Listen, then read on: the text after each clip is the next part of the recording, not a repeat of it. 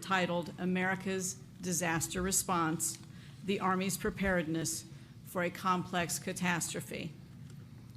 I'm one of AUSA's senior fellows, as well as a member of the Council of Trustees. As your professional association, the Association of United States Army and the Institute of Land Warfare is proud to provide forums like this one throughout the year that broaden the knowledge base of Army professionals and those who support our Army. This is one of 10 AUSA ILW professional development seminars that have been conducted over the past 3 days. AUSA will amplify the U.S. Army's narrative to audiences inside the Army and help to further the association's mission to be the voice for the Army and support for the soldier. Of course, we cannot do this alone. AUSA relies on its members to help tell the Army story and to support our soldiers and their families. A strong membership base is vitally important for our advocacy efforts in Congress, the Pentagon, and the Defense Industrial Base, and to the public in communities across the country and the world through AUSA's 121 local chapters. If you're an AUSA member, please stand if you are able, and let's give these members a round of applause.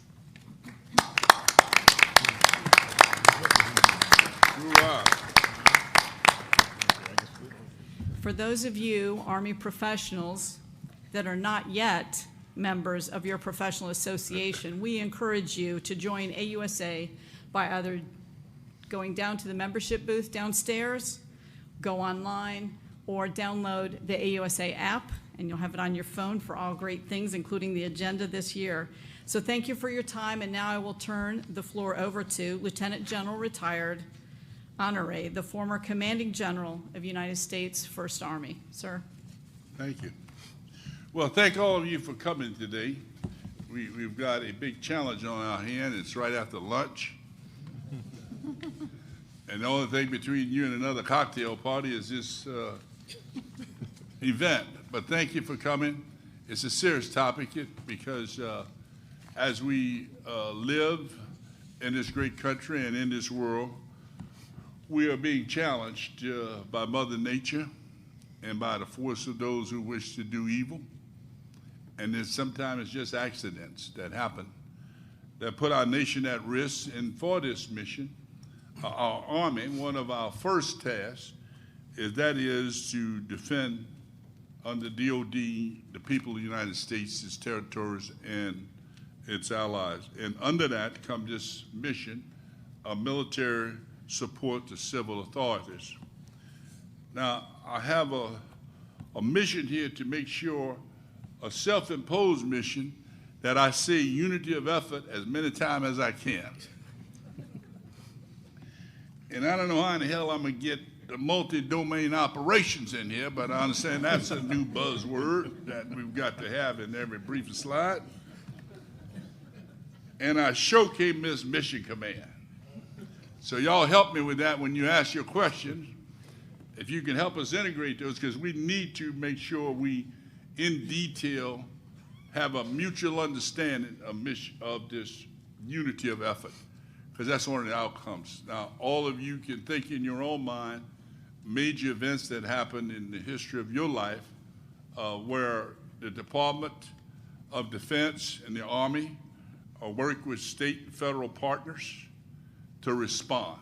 Again, our first mission is to defend the people of the United States, whether it's man-made or natural disasters. There's the term of reference that is used in the Department of Homeland Security and the FEMA language is catastrophic incident. When we look at the Department of Defense, that language is complex catastrophes. We're synchronized. We both know what we're doing. But you have to understand the DHS language is primarily written around the national incident format that is used to synchronize activities across the government, and that's primarily focused on the United States, whereas the Department of Defense have responded and continue to respond to incidents around the world through the State Department. and USAID, as we saw with the case in Bermuda and as well as in Fukushima in Japan, with unique capacities to provide and help save lives. So while the definitions sound different, they are more similar than they are. There's no seam there, and we take our missions from the Department of Defense in collaboration with, and much of the discussions today will be centered or could be centered around what is happening in the mainland United States and in the territories, for which we've had a lot of activities in the last few years. We look at the series of hurricanes that have gone back to that required all of government, as well as if you look at back one we all remember, 9/11, that an entire government response. With that, I'd like to start off again with that concept of unity of effort. And I'd like to start with one of my mentors, Mr. Damon Penn, from the Federal Emergency Management Agency. Damon, would you lead off with your introduction as well as your key points, sir? Yes, sir. Thank you, and thank you, everyone. It's a real pleasure to be here. Let me start by restating the obvious and remind you that all disasters are locally executed, state managed, and federally supported. And the reason that's important is it's that the state managed part. And when I was in uniform, I really didn't have a grasp of the whole concept of the governor being in charge, because we're DOD. We're in charge of everything. We got all the stuff, and everybody wants all the stuff. But I've really come to appreciate after time has passed and getting more experience how tough it is for governors to manage disasters and what role they have to play in the whole management process. And then our focus, and my focus in particular in response at FEMA, is to meet any shortcomings or meet any shortages that the governor has in executing his or her plan. So the reason I kind of stay with the governor is they have some tough decisions to make. If you think about this last storm we had, Dorian, and as it worked its way up the coast, one of the questions was, well, my gosh, why doesn't the governor evacuate the coast? And you name the governor, you name the coast. Well, it's a 4-day weekend. 4-day weekend means that there are tourists along the coast. If the governor evacuates the coast and you don't have a storm, the governor's in trouble. If the governor doesn't evacuate the coast and you have a storm, the governor's in trouble. Tough place for the governor to be. So just one thing to leave you with as we start is that remember that the governor makes the decisions because the government has to pay. And normally a governor has a 25% cost share or greater that he pays of whatever the federal response is. So when you think back about how much it costs to operate a helicopter, when you think about how much it costs to deploy troops, 25% of that comes back to the governor. But I really want to focus on catastrophic incidents, as General Honore just described, because we have not had a catastrophic incident. Katrina was big. Katrina was complex. Katrina was not catastrophic. Think about a couple of scenarios like we have with Cascadia and New Madrid, where you have 100,000 casualties. You have 250,000 people now that are directly affected, and you have 1 million people that need some help of some kind. That is big. So when I did the math for this, I just did the math to see how many doctors it would take to serve a community that size. And if you take every doctor we have in the United States right now, and they do nothing but respond to an incident of that size, we still don't have enough doctors. So think about that as we talk about a catastrophe and how big it is. Also think about, with a catastrophe, how you just can't do more of something. You know, we're used to if one is good, two must be better. Well, sooner or later, you're going to get to 10 and you're going to run out. So you have to have a different idea of going in. So I view a catastrophic incident as managing shortages. So instead of managing resources now, I think our job becomes to manage shortages. And something I learned from the Army is, and that boils down to an appropriation of assets. And how you tell the state and how you tell the FEMA region, this is what you got, figure it out. Because you can ask for as many helicopters as you want, sooner or later there are no more helicopters available. You can ask for as many medical care people as you want, sooner or not people aren't available. And then also think kind of in terms of what things look like on the ground because they're much different. Think about three groups of people. Think about the people that we normally associate with the disaster that we respond to. Think about the other group of people that are on the other coast watching it on TV. And think about this huge group of people in the middle that have some capability to take care of themselves and neighbors but need some kind of direction on what to do.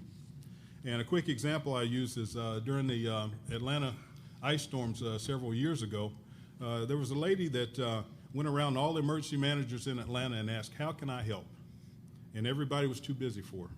So she went home and she got on the internet, and overnight she got something like 20,000 volunteers that all wanted to help, that all could provide something. And they took food out to stranded motorists, they took water, and they took heat, all the things that people needed while they were stranded. She organized that on a PC at home at night. So think about that big group in the middle and what we do with them, and we can talk about them later if you'd like to. And then think too of talking about things that are not going to return to normal when we talk about a catastrophic incident. So think about places that not only won't get power for a year, but may never get power again. Think about communities now that are going to displace, and that's the biggest fear of a governor is if a community or part of a community displaces, how do you get it back? And that community serves some function in the whole big scheme of things. They produce something, they do something. How do you get that capability back? So just some things to think about as we work our way through. Sir, I'll turn it back to you.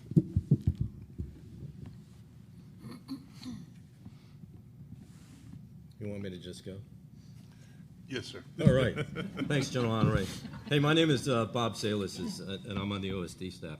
Let me start by saying thank you for your service, all of you that are currently serving and those that have served in whatever capacity. We really appreciate that. As Damon talked about, and General Honore very quickly, we've had a number of events over the last couple of years. Pretty significant events, right? Sandy, and then, of course, Maria, two really big events that the department performed superbly at.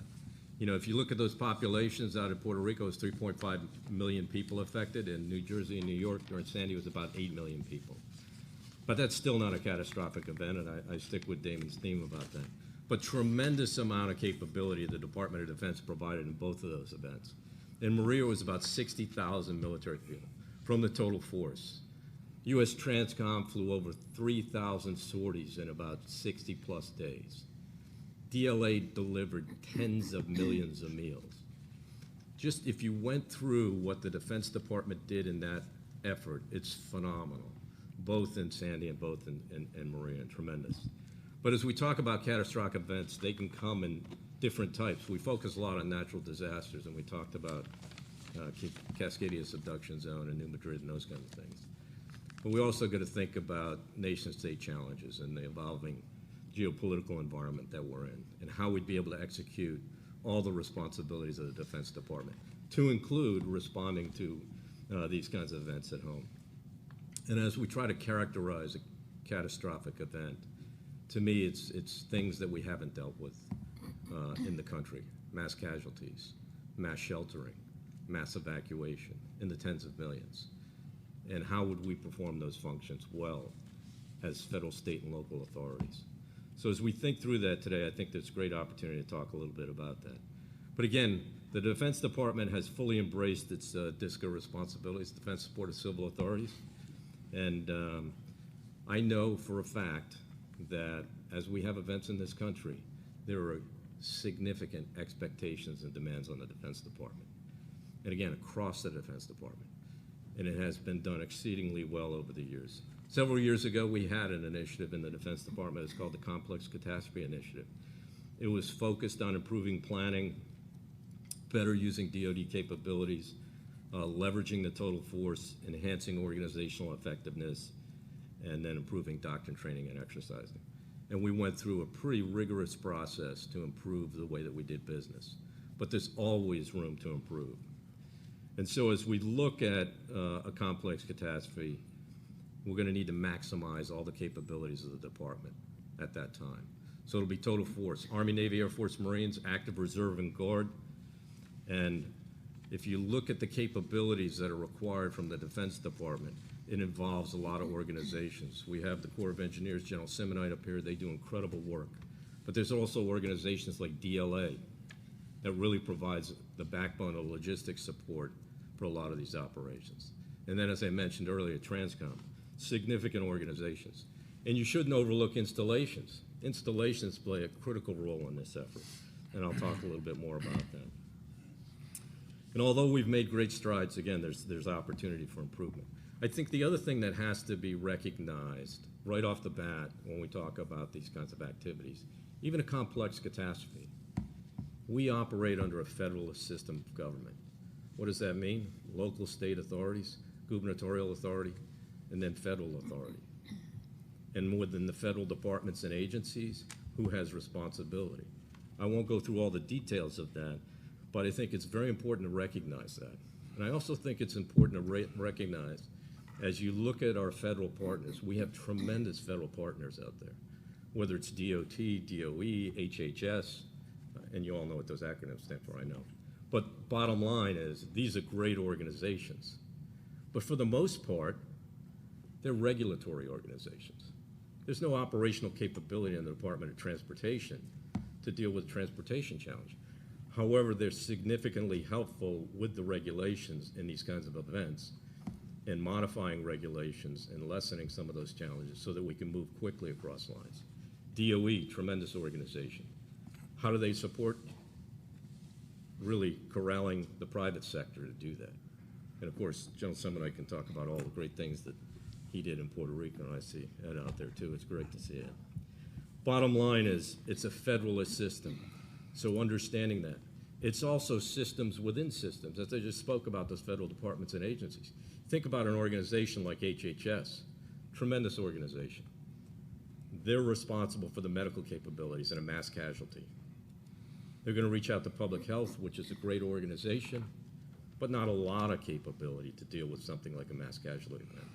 So it's going to be incumbent upon the Defense Department and our medical capabilities. And you think back to Puerto Rico just 2 years ago when we had the comfort in 5 field hospitals on the ground in Puerto Rico. A catastrophic event is going to tax all of us. So it's really important that we work together closely. So within those systems of systems in our federalist system, it's also based on a transactional process. Everybody deals with transactional processes, right? The challenge with that, it's a request for assistance. It comes from the lowest level, from the local level to the state, from the state to our integrated regional aspects, and then, of course, the FEMA. Now, of course, we've done some things to work around that with top-down mission assignments, knowing that in an event like this, we're going to be working very closely, and as General Honore pointed out a few minutes ago, with unity of effort, it is going to be very important that we're all working together. But based on transactions like that, we have to find ways to be more expeditious and capable in identifying the requirements that are necessary. So really complex operating environment from the local, state, federal level, and how the Defense Department fits into all those different systems in the transactional process. So for me, I've identified basically 5 critical challenges. I think it's 5. I am the only Marine on the panel, so I just checked my math here. But we do have 5 critical challenges that I think impact response. The first one is coordinating assessments. That to me is critical because understanding here is a need and the types of need is really important. And you think about the geographic dispersal and the ability to do that. Second is gaining situational awareness. That's imperative in this. It's matching the need to the capabilities and making timely decisions. The third is priorities, competing priorities. It's going to be priorities at multiple levels in a catastrophic event, whether that's at multiple counties within a state, multiple states within a region, federal entities, our ESF partners in the National Response System, and trying to reconcile all of those. Next, of course, is the requirements generation process that I talked to. It's the ability, it's a linear process. We have to have a means to do it faster, and I think we've got some solutions to that. And then next is identifying key leadership, critical to an area that I think is so important. And as you think about the federalist system, it's important that we have those partnerships at every level and do that. So as I look at those 5 areas, challenge areas, I also looked at what I consider enduring actions to maximize the effectiveness especially in the complex operating environment. The first one, it's a no-brainer. You hear it every time you're with somebody about these issues. It's building partnerships. But to me, it's not just building the partnerships, it's sustaining the partnerships. That's the key to everything. It's sustaining partnerships. Damon and I are brothers. We spend a lot of time together. Anytime he needs something, he knows he can call me. Anytime I need anything, I know I can call him and I can get him instantaneously. And it's just critical to sustain those partnerships. It's really what keeps things moving in the process. And again, at multiple different levels, the Department of Defense has built tremendous partnerships throughout the spectrum. Joint Force Headquarters State, Defense the Dual Status Commanders, the DCOs, and you'll hear more about all of that, I'm sure. But it's important that we maintain those relationships across those functional entities, too. Next is expanding our information sharing networks. And that's the key operative word, expanding it. It's the ability, the speed of information is based on trust. And when you think about that complex network, it's critical that we're able to share information quickly. It allows us to prioritize and make big decisions. The next thing is having pre-identified capabilities and pre-arranged agreements. And very simply working through that, it's the EMAC process at the state level. It's our DoD installations with their mutual aid agreements and their immediate response authority. It's the work that we've done over the years to improve the pre-scripted mission assignments and the XORDs that establish the forces and posture of the forces, whether those forces are to respond to a DISC event or our CBRN response force, which is on standby. 18,000 military personnel on standby every day in this nation because of these kinds of challenges that present it. And then it's organizations like DLA that actually have interagency agreements. The next one is the investments in preparedness that we make. That is so important to everything we do. It's the planning, training, and exercise. That's what preparedness means to me. But it also starts at the individual level and the organizational level.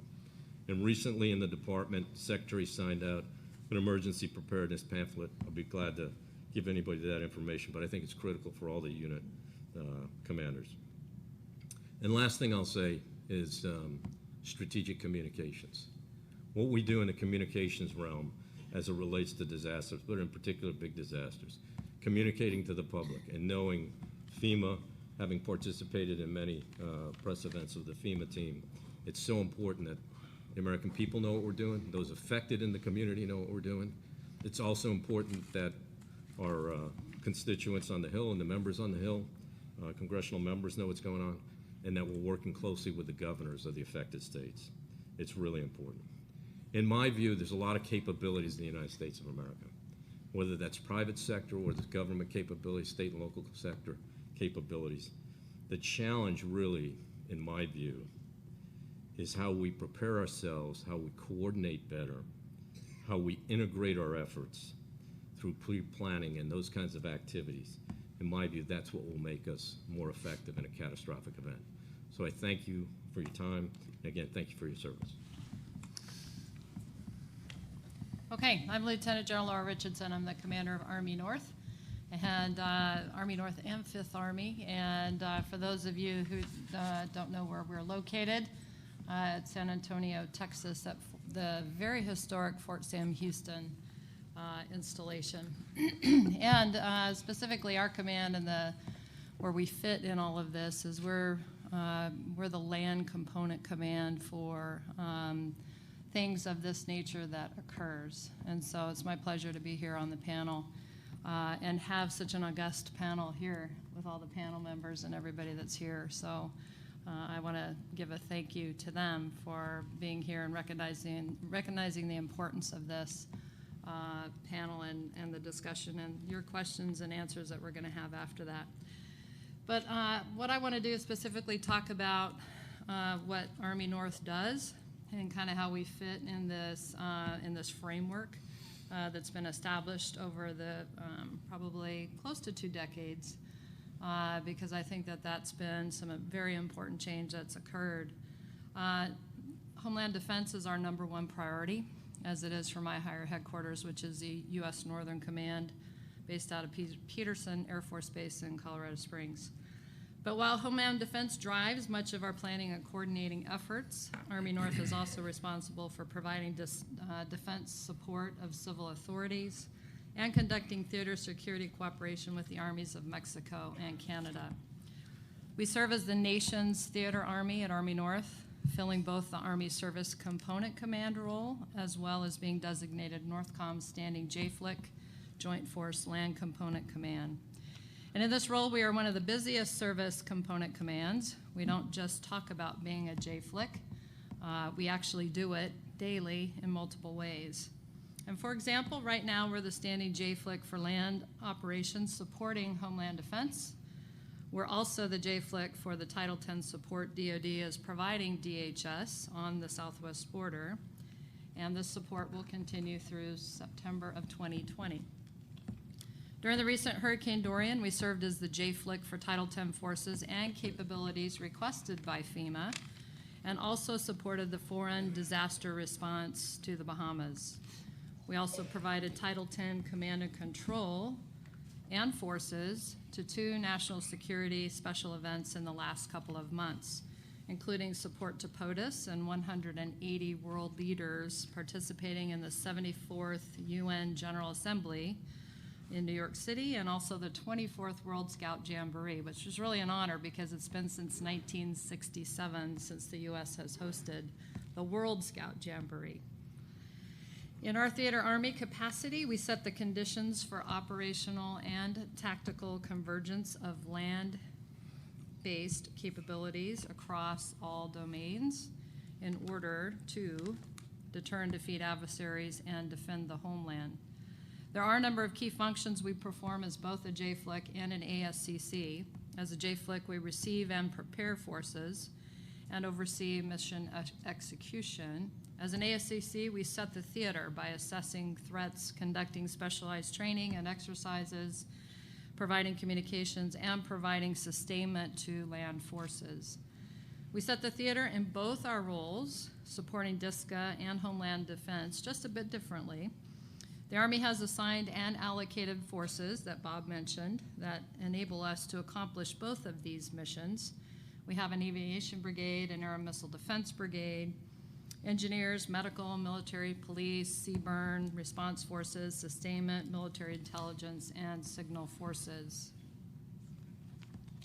Our headquarters also has 4 deployable command and control packages, allowing us to provide support to multiple complex events, or one large event, such as the New Madrid Fault, which could potentially involve multiple state responses.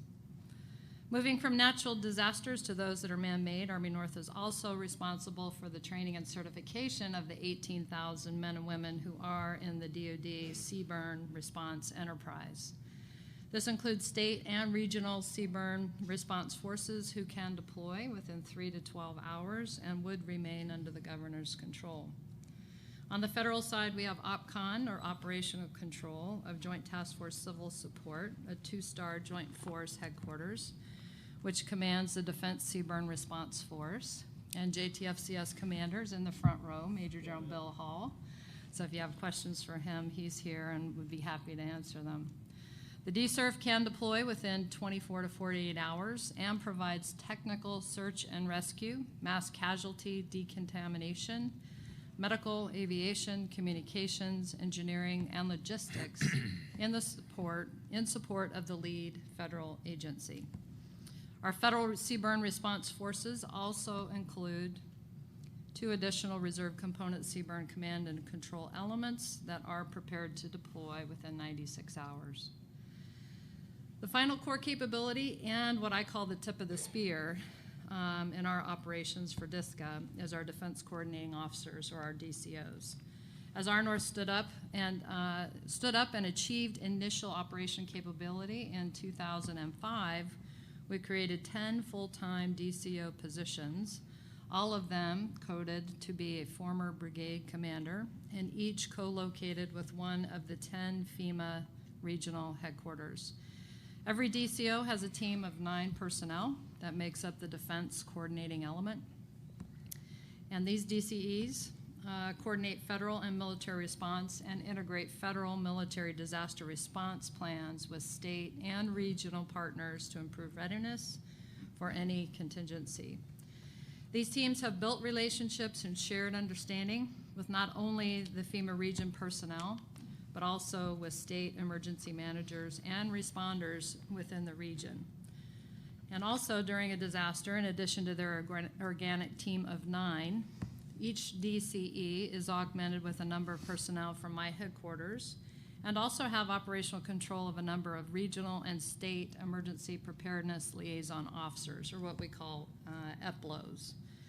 These EPLOs are senior level reserve members of the Armed Forces and the U.S. Coast Guard who provide critical liaison with their respective states, regions, as well as the National Guard and any established state JTF.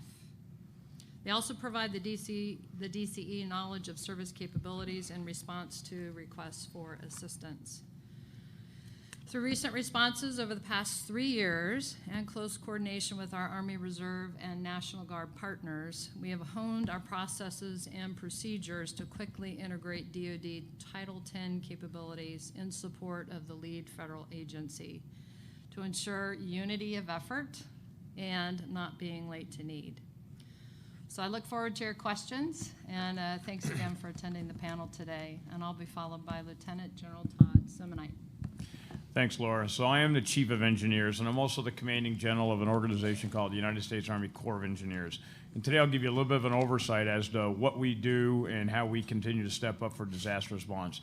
Our organization has 35,000 civilians and 800 military. The military are 9 general officers, command sergeant majors, and 43 brigade commanders. We call them districts, but that's the command and control from mission command. That's the ethic to be able to get the mission done. The 35,000 civilians give all of the repository engineer capabilities we would need to be able to do these missions. And again, all different aspects we do. We do about a $58 billion program a year. Obviously, installations. We do all nation's waters. I'm going to talk you through on the disasters on the waterways. And we work also, we have the authority to work for the interagency and do a lot of construction for the rest of the interagency. So there's 3 real aspects that we actually work, and I'm going to walk you through those as to how we support disasters. First of all, as a DoD element, if the Secretary of Defense decides they need some capability down on the ground, Tyndall Air Force Base is a great example. When the storm hit Tyndall, the authorities that have to be done inside of Tyndall are very different than what would have to be done outside in support of FEMA. So we then we activate our teams. We have contract management. We'll bring contractors in. All of our contracts are pre-storm, so therefore we go in and work side by side, whatever the service is, if it's Cherry Point, if it's Matsu, to be able to continue to take care of DoD installations. And it's not just response, but also when it comes to things like sea level rise, what are we worried about on installations that could be affected by disasters? How do we do planning and real estate actions there? The second big mission is a direct linkage to FEMA. FEMA doesn't want to go through the bureaucracy of working through the chain of command in DoD, so we are a direct report to FEMA when it comes to storms, and I'll walk you through that on the next slide. And then the third thing is very unknown, but this is a very, very specific authority we have with respect to the Rivers and Harbors Act of how we run the nation's waterways. So if you look on the slide here, we'll show you a couple pictures. Basically, this is the missions we do for FEMA. We do 6 doctrinal missions. It's like a battle drill. It's all on the shelf. We know exactly how to respond. We have contracts all around the United States to be able to do these 6 doctrinal missions. And we continue to be able to make sure that the teams are ready to go. We have 28 trained teams. As you think through some of these ones, upper left is temporary generators. Most of the big cities will have power go out, so we have contractors that come in, put the generators in place. If it's a big hospital, to be able to make sure that we can keep electricity up and running.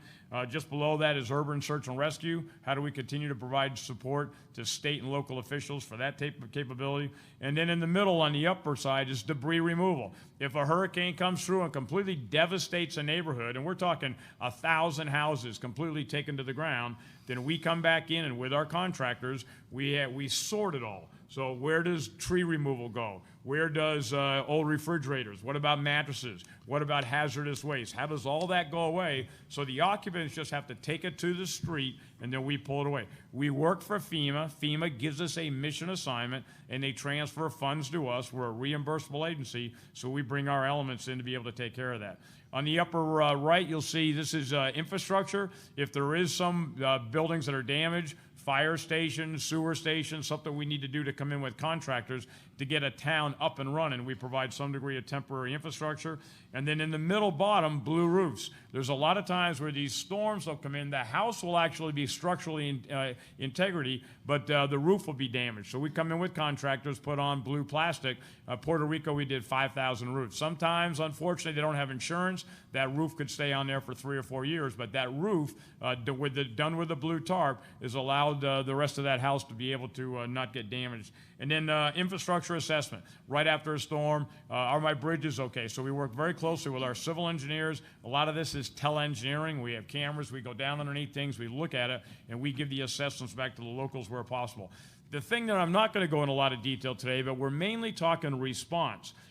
Most of the time, that is all funded by FEMA. There's another whole different phase, which is really the rebuilding phase, and then Congress could apply supplementals to come back in. So in 2018, we got $17.4 billion to come back in after Harvey, Irma, and Maria and build more resiliency back into those neighborhoods, stronger levees, stronger grids to be able to make sure that they're protected.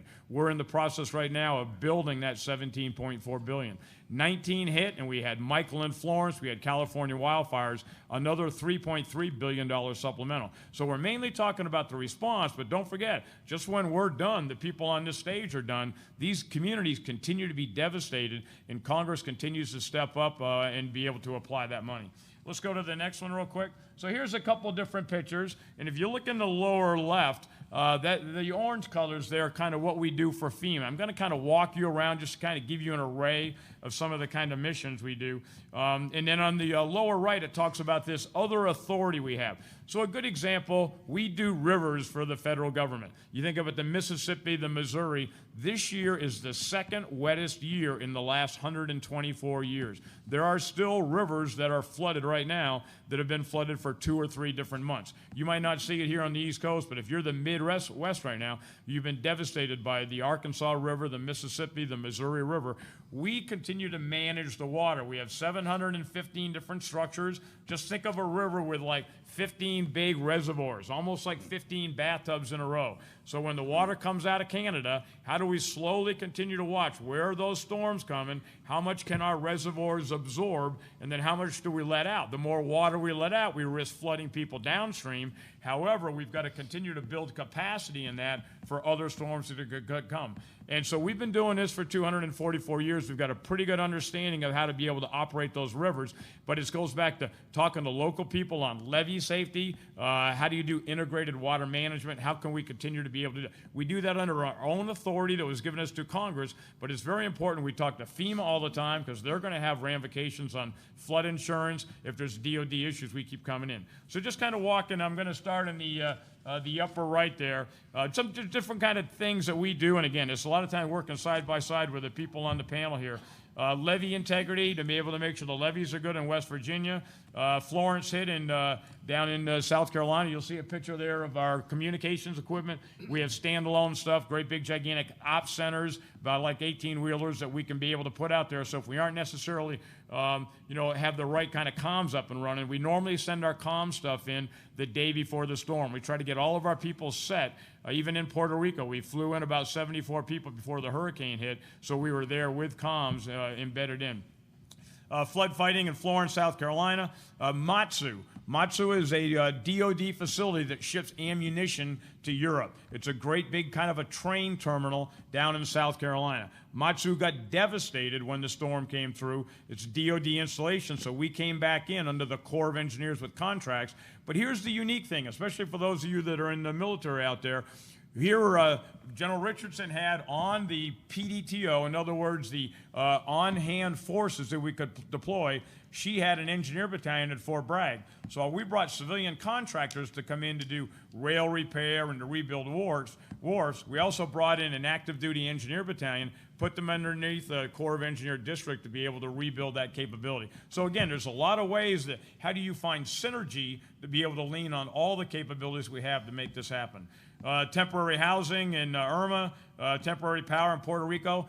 The Department of Energy does grid repair. We do temporary generators, but on the 8th day, it was determined that they could not get mutual aid, in other words, a lot of states, to be able to bring in all the small trucks to be able to rebuild the grid. So we took a task, it took us 8 months, but we put in 62,000 power poles to be able to rebuild the grid in Puerto Rico.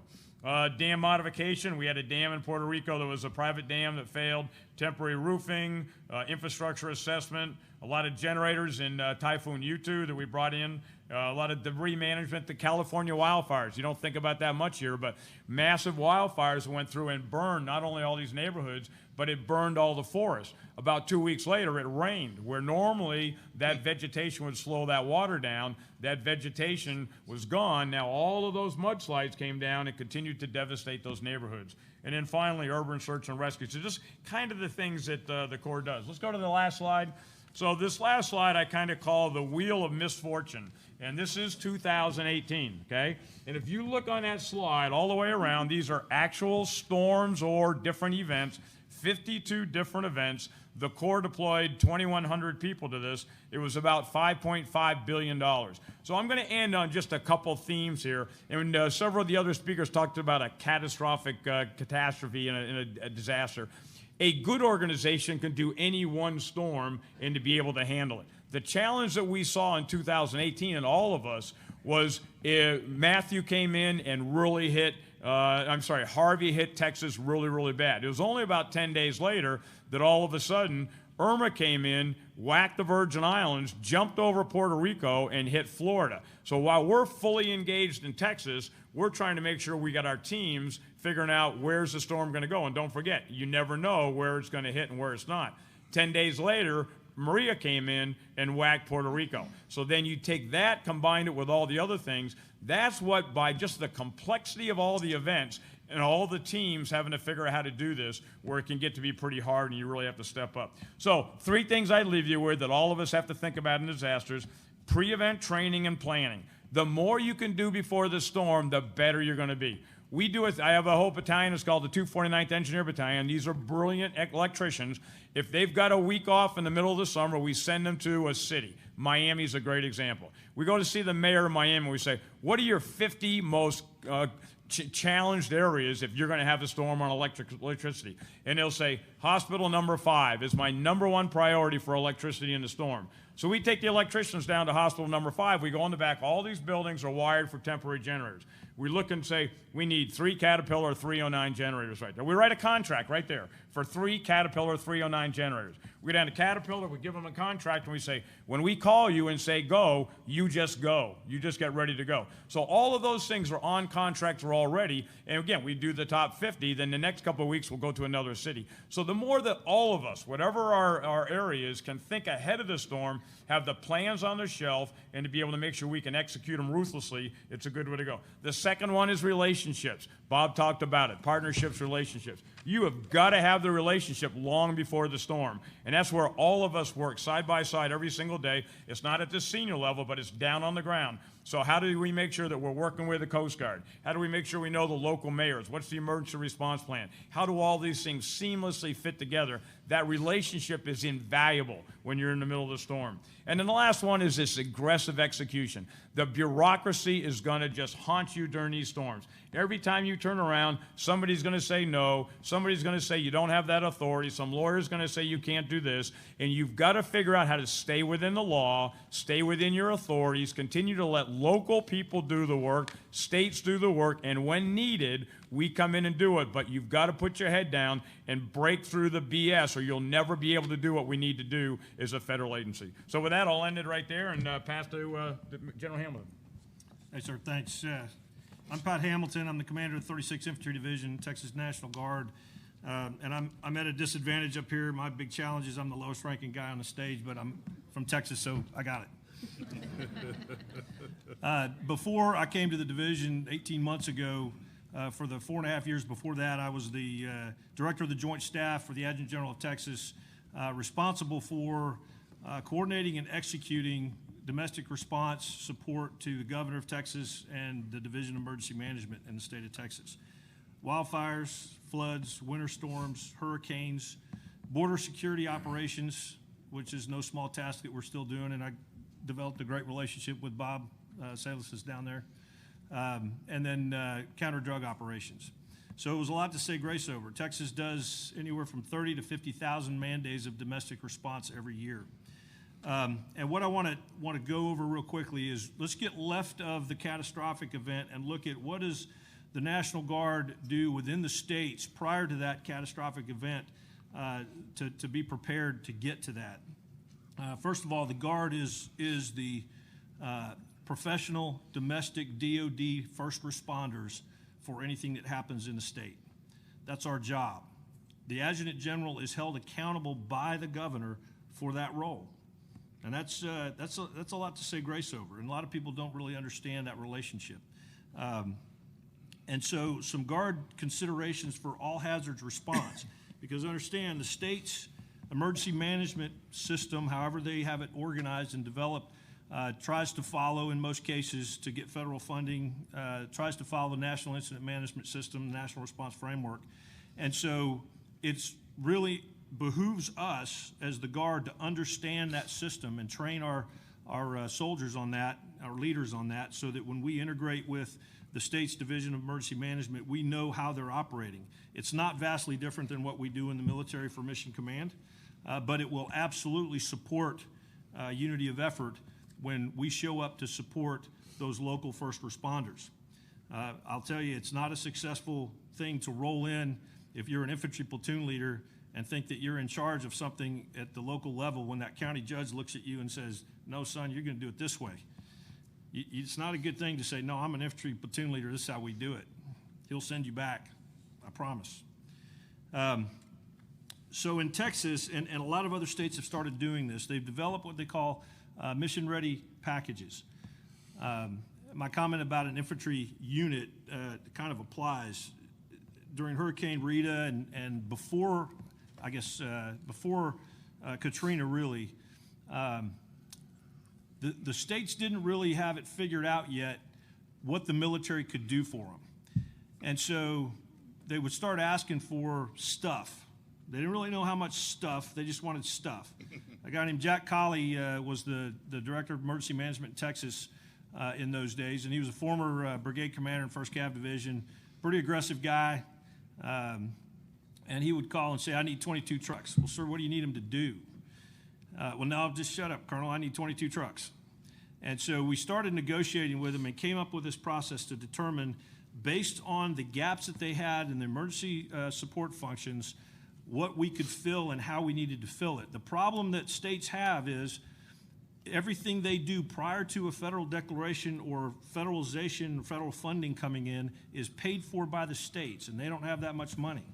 So for us to send a battalion because we think that's the right organization when all they need are some trucks, we need to be able to tailor those packages to meet that requirement initially for the state. Once it becomes federal, it's a little easier, and that transition is something I think we need to think about and work on within the states, and then when it becomes regional, it's going to become really important. But so those mission-ready packages are reviewed every year in the state's all hazards plan. I know a lot of states are going to that now, so that things kind of change. One thing that was added in Texas a few years ago, and this gets to General Honore's trying to insert MDO. I got it for you, sir. Because we had cyber defense teams, or the cyber response, what are they called? Anyway, cyber protection teams, CPTs. We got that force structure into the Guard. And so we went to the state and said, we have a capability in case of a cyber attack to do something to support you. And at first they kind of played around with it, weren't sure how that was going to fit into the system. But we got it added into the Mission Ready Package catalog, a cyber defense team or cyber support team to go out in case of a cyber attack on utilities or some other entity, municipalities. Well, sure enough, recently some ransomware attacks occurred on some municipalities in the state of Texas. And because we had those Mission Ready packages already prepared, the state knew what capability was there and was able to employ it to support those municipalities who could have lost a lot of money that they couldn't afford to lose. And so that kind of relationship that the Guard has to have with the Division of Emergency Management in a state is absolutely critical. And so that is probably one of the best ways is looking at the state, the National Guard, the state emergency management system and how they do things to understand what's the initial requirement that we're going to need to have within a state. Because sometimes even catastrophic events don't start off as catastrophic events. They're graduated. They start off slow, we do our state response, and they kind of grow. I think it's also absolutely essential, and this gets into General Richardson's capabilities at Army North. It's essential that we understand the things that she and the FEMA regions can provide to the state. One, know who your FEMA region administrator is. Know who your DCO is and who the members of the DCE are. Those are the guys that you're going to be working with side by side in the state operations center as you're executing a response. Who's the federal coordinating official? Get to know that person. So that the first time you meet is not in the state operations center where the governor's looking at you going, okay, who can give me what? Understand each other's capabilities. The uploads that General Richardson has that can go out into the states, we've brought in numerous times representing all of the reserve components, all of the components, but they're reservists, to tell us what the capabilities are that are within the state. Because if you transition to a dual status command, which I had to do, guess what? You own all that stuff, and you got to know what it can do and where it is and how you get it and what it does. And the uploads are a great resource to help you get to that. EMACs. EMACs are Emergency Management Assistant Compacts. Those occur between governors. They're not just military. They're any relationship, any capability from one state to another state that's an agreement from one governor to another governor that says, I'll provide you this if you need it. And they review each other's all hazards response plans and they look at what that is, and then they can execute it, including military capability. I think when we start talking about a catastrophic event, that's going to create some challenges because those governors already have agreements, and once it elevates into a federal declaration and a large-scale federal response, who's going to go tell that governor, whether it's the FEMA administrator or General Richardson as the JFLIC commander? Probably not. I don't think you want that job. Who's going to tell that governor, okay, that EMAC you had, we're going to nullify that, federalize those troops, and we're going to send them over to this state? That's going to be a challenge, a big challenge. And I don't think we've really done anything like a New Madrid or a Cascadia that exercises that and what that looks like.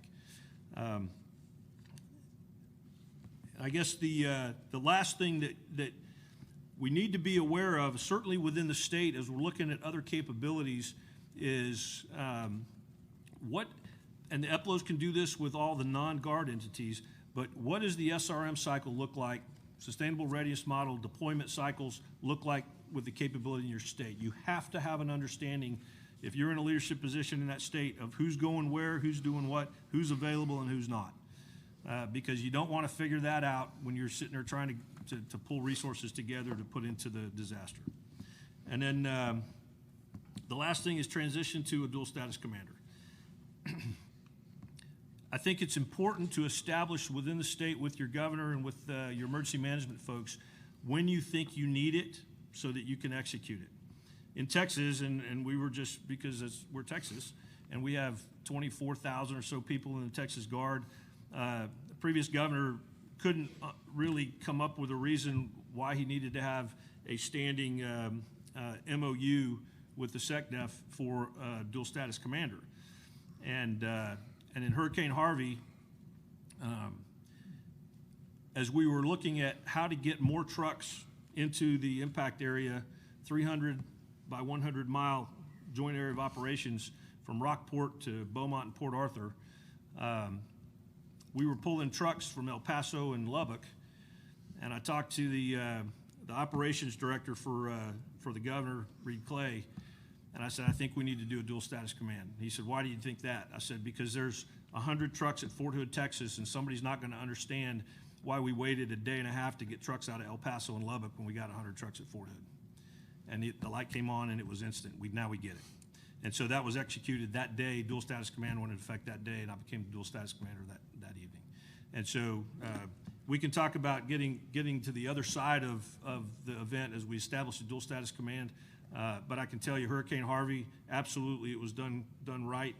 General Richardson's predecessor, General Jeff Buchanan, was the J-Flick commander, had everything lined up, staged, ready to go, and was in my office the next day after I became the dual status commander with all the capabilities ready to go, and we had them staged, ready to go in, fall under our JTF, and we flowed those forces in and then executed the mission pretty well.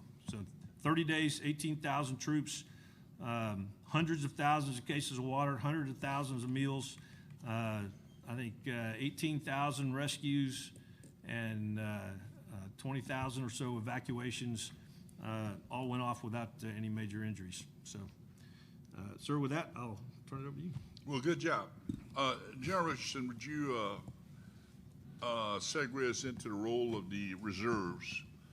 Some people may not be familiar with the NDA that activates our reserve components, Army Reserve, in the missions, and introduce our representative here today. That's right, because we're our reserve component counterpart, so Major General Pat Hamilton from the National Guard, and then I also have Brigadier General Jamie Shawley from the Army Reserve, and she's in the front row. And so we can only have so many. As you see, the table is only set for a certain number of people, but it was important for me to have Jamie here too. For the Army Reserve, because we can, as Pat, General Hamilton talked through the importance of at the state level, and also as Damon mentioned too, you know, the state level is very, very important, and our relationships. You talk about relationships, you got to know. And I took advantage of Hurricane Dorian, and we're very thankful that didn't become as bad as it could have been, because it definitely could have done that, but it allowed me the opportunity, since I came in command in July, then to go to Florida as the storm was going up the East Coast. And I came in I had all my command posts out. They were out, they were functional. I had my DCOs that were on the integrated in the state EOCs, and right there with with the region director and with all of their state FEMA folks that they needed to be tied in with. But as I got to meet the National Guard leadership, the governors, and again, all the state folks, as I went into Florida and then Georgia, South Carolina, North Carolina. Also activated was Virginia in this storm. And then we also have personnel that are located at the National Response Center for FEMA in Washington, D.C. So just really tremendous, the effort, the framework, the folks that under FEMA, very seasoned and very experienced in all of this, to be able to work with them. But just see, and General Honoré mentioned it, the unity of effort is just tremendous. It's really not about who gets credit for any of this. It's how we can pool all of our resources, not step on each other's toes, or not try to get ahead, or not try to get credit or notoriety. It's to bring the best possible response that we can to make sure that we minimize, mitigate, and do what we need to do. And that's absolutely critical with our reserve component of the National Guard and the Army Reserve as well. So, but I want to make sure that the audience knows we have an Army Reservist here too. So if you have questions, please ask them for her. Well, thank you, General. That being said, we're going to shift the format a little bit. I'm going to ask a few questions, then in the last half hour, we'll push the questions to the audience that you might have to get a further, deeper understanding of the operational concept. things never work out many times how you plan it. When Katrina, Rita, and Wilma came, we had the Mississippi Rifles, the biggest unit in the state of Mississippi, was patrolling in Iraq. And the Louisiana Brigade, the Tiger Brigade, the 256, was on mission on Route Irish in Iraq. So as the time passed, these units that we have to adjust the plan based on availability of the units. And that was a critical time for our Army. And to see the quickness that General Blum at that time, with EMAX and without EMAX, deployed about 40,000 troops in the Katrina, was a thing of beauty and a magnificent job. Today, people there's expectations, commanders, that and agencies. If the storm hit today, everybody want to see meals everywhere, water everywhere, bridges open, hospitals open. And then we've got the fat chef that's running around, and I don't know how the hell he do it, but the next day he's feeding steaks. They build an expectation, and that's a lot different than what the people on the stage have to deal with, or to see Anderson Cooper show up. Well, if the media is there, where is the military? Where is our people in uniform? And there are big expectations there. So to set the stage for this first question, I'll read it and I'll kick it to this panel here, determine who might want to answer. The formal declaration of an emergency or major disaster signals response from the federal government that are made and manifested in additional resources, capabilities, and capacities being made available under laws and authorities specifically designed for that regulation. What would the declaration of a catastrophic incident signal to the federal government? What would that mean to DOD as a component of that response? And I'll leave it open to who might want to take the first shot at that. Okay, General, I'll take the first shot. As was mentioned earlier, kind of the critical part of a disaster response is the declaration from the president. The president personally makes those decisions, and if he declares a major disaster, then the FEMA administrator has all the authorities that he needs to be able to put the full weight of the federal government in support of the state and local responders on the ground. So a catastrophic incident is no different. That immediately puts things into action for him to be able to make decisions and get the federal government going. And that, of course, includes the Department of Defense. One of the things that's different for a catastrophic incident, though, is the process normally works starting from the lowest level up. So the defense coordinating officers that General Richardson talked about work for our regions, and they support the states. The requests normally originate from the state, come up, and the defense coordinating officer processes those, and those go back up for sourcing and processing that way. Catastrophic incident, we would start with the top down. So we have, I think it's 42 now prescriptive mission assignments that are big mission assignments that say, I need 200 helicopters, I need X number of troops and high water vehicles. And we can initiate them right away so that we get things moving. But it really starts with me making a phone call to Bob and saying, Bob, this is the big one. I need everything you have. And then we follow up with the paperwork. But as I mentioned, instead of going from the bottom up then, what that creates then is a top-down allocation of forces, and then trying to figure out where they go is the real challenge. So two parts to that. First part, as we kind of mentioned, is, and I think each panelist talked about this in the opening remarks, is most difficult part of a disaster is the assessment phase and trying to figure out what happened. Because they always happen at night, and they always happen where no one is, and the first thing goes out is communications. And it always happens on a weekend. So trying to figure out what happened and make very early decisions about priorities on what goes where is difficult.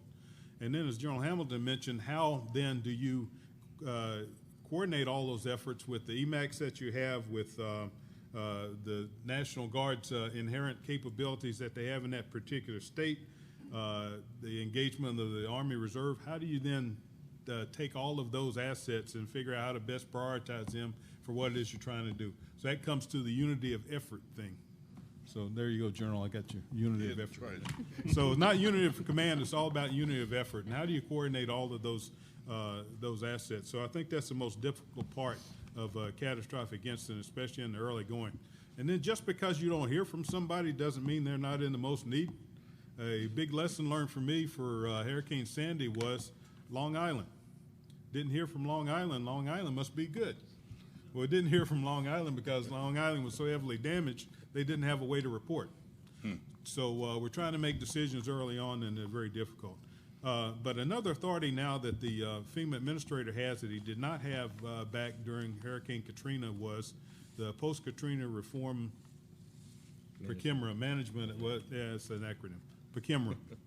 So now he or she has the authority to pre-position assets at our own expense before a disaster happens. So as we were working with Dorian as a most recent example, and General Richardson was talking about her ability to move up the coast and work from state to state, we also had the authorities then to move assets and DOD assets as part of that, leapfrog action as we kind of move north.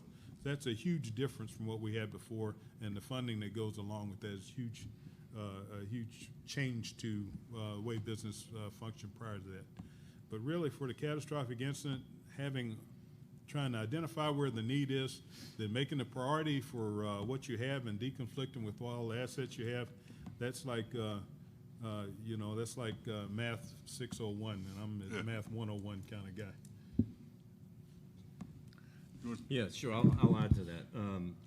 I think one of the most important things when this happens is that it focuses the leadership of the nation on these events immediately in a catastrophic event. And what I mean by that in particular, as General Hamilton pointed out, the first thing that's going to happen is the governor is going to assess what's going on, and we'll start immediate dialogue, the White House with the president, with the governors to really assess what the needs are. And that's important because that provides tremendous focus to the federal government, what we're going to do. And then obviously FEMA as the lead federal agency and DOD in support. It really gets the nation focused, in particular the federal entities, state and local entities, and how we can do this. The most important thing is we've spent a lot of time over the years identifying the critical capabilities that are needed, whether it's a catastrophic event or a major event. And the normal things that we look at, the immediate needs that are there, evacuation, shelter, there's always challenges with power and those kinds of things which shut down hospitals and nursing homes and those kinds of stuff, fuel shortages, and just the ability to get around and open airfields and open ports and those kinds of things. And then as Damon pointed out, there's little communications. The nice thing is that the Department of Defense understands that, and the work that's been done with FEMA to identify the capabilities that will support these areas where the demand is most needed has been pre-identified. And we've translated the civilian capabilities that are needed into military capabilities. That speeds the response tremendously. The other thing, in the past, secretaries have immediately signed off on full authority to provide life-saving and life-sustaining capability. That gives the chairman of the Joint Chiefs the opportunity to source the capabilities across the services. Again, this would be a total force kind of effort. And if you're familiar with the global force management process, that's how we source the capabilities. And having that full authority means the combatant command that is requesting the forces or capabilities immediately has access to that, and that's incredibly helpful and cuts down on the time-consuming piece of this. And the work that again, FEMA has done developing the capabilities that we need to provide is incredibly helpful in moving these things forward and much more effective in what we've done in the past. And again, I just hats off to the tremendous organizations, the military capability, but also organizations like DLA and TRANSCOM and the Corps of Engineers that are always postured and ready to respond to this, along with our military folks. And you can't leave installations out of this. Again, our installations play a critical role in these kinds of events. As we've seen in the past, just in the last couple of years with Camp Lejeune and Tyndall and those things, they can be affected too. But in a lot of cases, if they're not affected, once they've taken care of their military members and families, they're a tremendous resource in the local community, working with the National Guard, working with the state capabilities and the local capabilities. And it's all about integrating that ahead of time. And whether it's a no-notice event or something that we can plan for a hurricane, but when we start talking about these large-scale events, it's the ability to rapidly deliver capability to the American people. And a lot of the great work that's been done by the military and our federal partners, state and local partners, the Adjutant General, has really built a network that's going to be very responsive and effective in these kinds of events. Thank you, sir. Can I make a comment? Oh, yes, ma'am. So in terms of, I wanted to speak to Dorian because, one, it was my first. Tropical Storm Barry was kind of first, but we really didn't have to execute a whole lot on the Title X side. But Dorian was a little bit different. Now, we didn't have to employ a lot. We did a little bit, but we had a lot of stuff ready to go. And that was from the great efforts that we had of the people that we already have embedded, the DCOs, DCEs, EPLOs, given, right there with the leaders at the state level and knowing the local plan and for response and that kind of thing. And then keeping me updated. And then me keeping my force provider, Headquarters Department of the Army, and then also NORTHCOM, aware of what, how the state leaders were thinking, how FEMA National was looking at this, how, at the region, FEMA level, how they were looking at this, and then how we could posture things and put them on a prepare to deploy order, which is more so than maybe what they're already on. And so all of that seemed to work really, really well. I was pleasantly surprised about how well that was already set up and already established. A lot of communication is required, and I would say that with a storm, we're lucky in the fact that we can, I can go up on the NOAA website, I can look, they have great products, and they can tell me what's generating out there, what has the percentage of developing into a low, medium, or a very strong storm in how many days, right? So it tells me my lead time. Since 3 years ago or 2 years ago, 2017, with the Harvey, Irma, Maria, I'm forgetting one, Nate. There were 4 of them. We developed a template at Army North that actually, in terms of capabilities, what we would deploy. Decision support template is what we call it in the military. What you would deploy out, D-5 days, 4 days, before the storm hits. For Maria, Puerto Rico and Virgin Islands is the worst case scenario for me and probably for General Semonite as well. So we already know that we're going to be on the ground before the storm hits, most likely if it's like a Cat 4 or Cat 5 hurricane. And so we don't have to try to fight our way in there just to get there. We're already on the ground and we can start operating immediately. I would say also what has helped in the process too is DOD in the DISCA X order designating NORTHCOM as the DOD synchronizer for DISCA. And I think that helps bring everybody to the table so we don't have any outliers and concerns, that it's just all about not being late to need and having what's needed there when it needs to be. For Dorian in particular, I had Title X forces, 804 personnel that were actually out in what we would call the JOA, the Joint Area of Operations, right? They were out there already in place and they were working. I had about 35 units, about 5,000 personnel and equipment on a 24-hour to 48-hour ready to deploy. All we had to do was launch them, right? Give them the order to move. What you don't want to do is you want to have that ready, but not being in anybody's face when they're trying to handle the emergency, right? So that's why it's critical for my personnel on the Title X side is just to get ready and have all those indicators and warnings from all my people that are already out and with the state level leaders, and dialing into the FEMA national call every day, and having that sense of awareness, and then being able to posture up as needed and get things ready as required, knowing what the governor's priorities are. Debris removal, okay, I got an engineer battalion ready to go, and then you want to have it close by so they're not like coming from, I don't know, JBLM to go to to go to Texas, right? They got to travel halfway across the United States on HETs or, whatever, line haul them. So all those kinds of things that you got to work very, very closely with the force provider and like with the Army headquarters or whatever headquarters you're going to get that capability from. I'll tell you, as we transition to the foreign disaster response to the Bahamas and working with NORTHCOM and all the different service components, that was really a tremendous opportunity to see the joint force in all its full power, I would say, not just glory, but power, to see how seamlessly that operation and how the different capabilities come to bear to help out. Obviously, we're normally not in the lead. We're always generally in support when you're talking about homeland security type events. We're always in support of the lead federal agency. So we never want to take the lead, so we want to always enable that operation.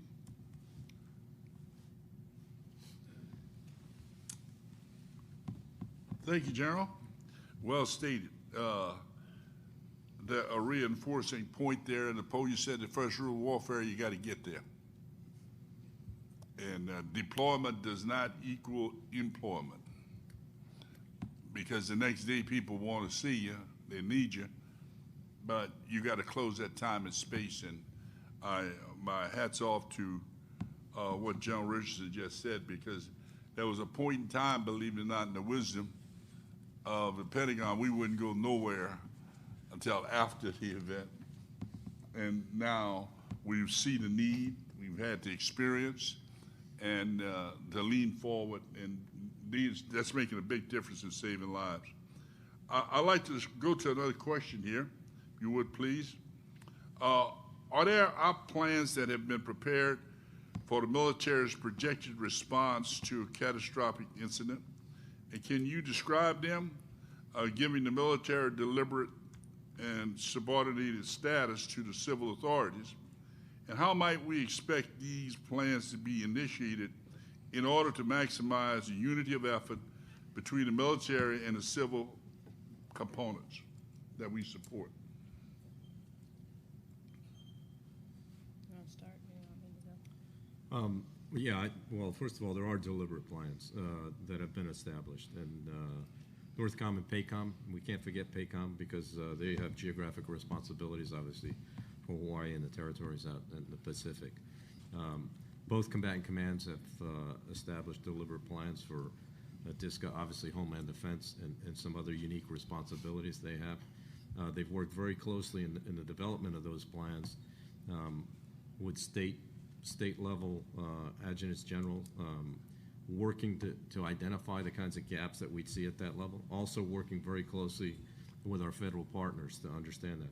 It's one of the first places in the Defense Department where we've actually shared plans with our federal partners ahead of time and in development. FEMA, over the years, has been involved in the development of our deliberate plans at that level, and then, of course, the component plans that go below that, but I'll turn that over, obviously, to you. The guy in the tie shouldn't be talking about planning, but anyways, we should do planning, and we should integrate our planning, but the guy in the tie doesn't do planning. So we do planning, obviously. There are the family of plans that exists, and the 3500 is really the one that for the DISCA and everything, and then we have the CJCS DISCA X order as well as the CBURN X order. And so we definitely have those on the shelf, and not on the shelf anymore. They're like ready to go all the time, which is good. And so you've got to have that, and you have to have those ready to go. In terms of the planners and that kind of thing, if I need to augment, I talked about the DCOs, my DCEs. You know, the DCO is one person, the DCE is a total of 10. And then you have the EPLOs, and we got REPLOs, and we got, those are worth their weight in gold as well, that are there with the state and work with them each and every day too. So, but if I need to augment for planning purposes, I will definitely do that from Army North and put them out where I need to. I have as I talked about, my deployable command posts as well that go out and then co-locate with state EOCs, or I had one in this last one. We had 3 that were out. I had them at Camp Blanding, Florida. I had my DCE element at Tallahassee at the state EOC. I had another element that was there in the state EOC with Georgia. And then we moved out another element to Fort Jackson, South Carolina, to be postured, you know, for the Carolinas and that response. As we've seen with the Carolinas, you know, it'll move across the coast and just kind of hang out around Fort Bragg and rain and do all kinds of stuff. So, but you want to be, you don't want to be late to need when you're executing. And then you don't want to chase the storm too, right? So there's patience. There's a lot of things that you got to exercise with. Okay, you know, you don't want to react too fast. It's just a balance and a lot of the indicators, and as you watch as things are happening. As I talked about with the storm, you have a little bit, you know, you've got some warning. With other type activities, you may not have any warning, right? And you may be reacting to contact, and that's when all of that planning, the exercises that we do, which is a lot of exercises at the DoD level with FEMA and other federal agencies, down to the state level exercises that we do, and all the exercises that we do with our reserve component. Very, very important, obviously. And they're not easy. I mean, they stress you out in terms of throwing all the curveballs at you to figure out handling multiple situations at the same time. So, but definitely we scale as required for the planning that's required and that sort of thing. So at FEMA, we have a nest of plans that are all synchronized with the regions, and then the regions synchronize them with the states. We have 6 catastrophic plans for 6 different catastrophic incidents that we update 2 a year, and that's how we do the rotation. Critical part of that is NORTHCOM and their participation in helping us get things aligned. And we made the same mistake that people make when they originally do plans, and we had very large plans that nobody used. But we've since adopted a process where we really have a take-apart plan, and you can take away the pieces that pertain to you and use them a lot better. So one of the things we try to do is describe what the critical assets are in a particular region or a particular state or particular area that may be hit in a catastrophic incident, so that we know what the most important parts that they need to be restored, or most important parts to look at are.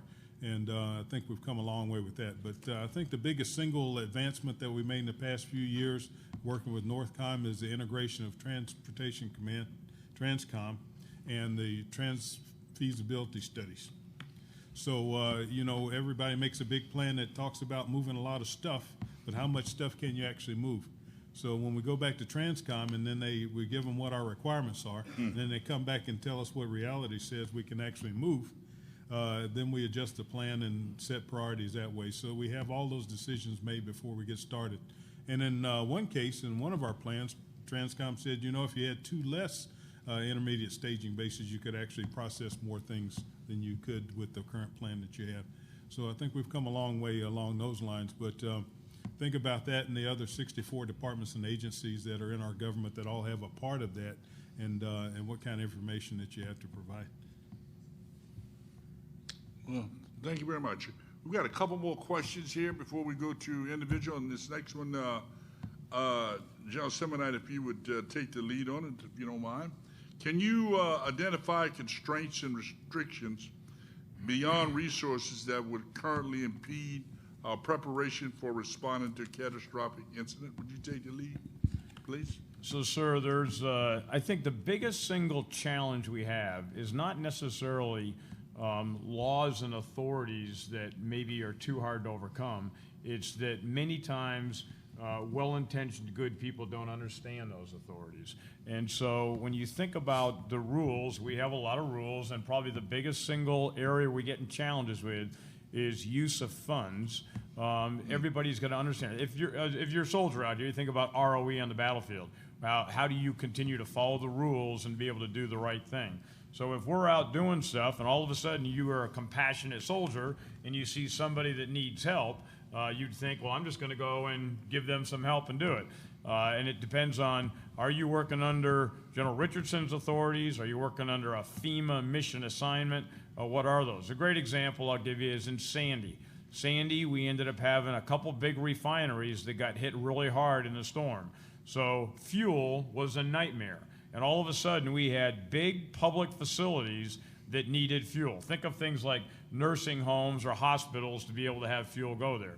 So I think, Damon, what happened is we got a mission assignment in to say we want DOD fuel tankers to go out and to be able to supply DOD fuel to those facilities. So the guy driving the Hemet, he thinks, he knows where he's got to go, and he drives down to the hospital and he fills up whatever he's got to fill up. It got to the point where the gas lines, though, were so long for people to get gas, and they're trying to get their problems, that there was, hundreds of cars in line for a gas station to be able to get gas. So now the Hemet driver's driving down, and somebody pulls them aside and says, hey, can you fill me up? You're filling up the private hospital. Can you do this?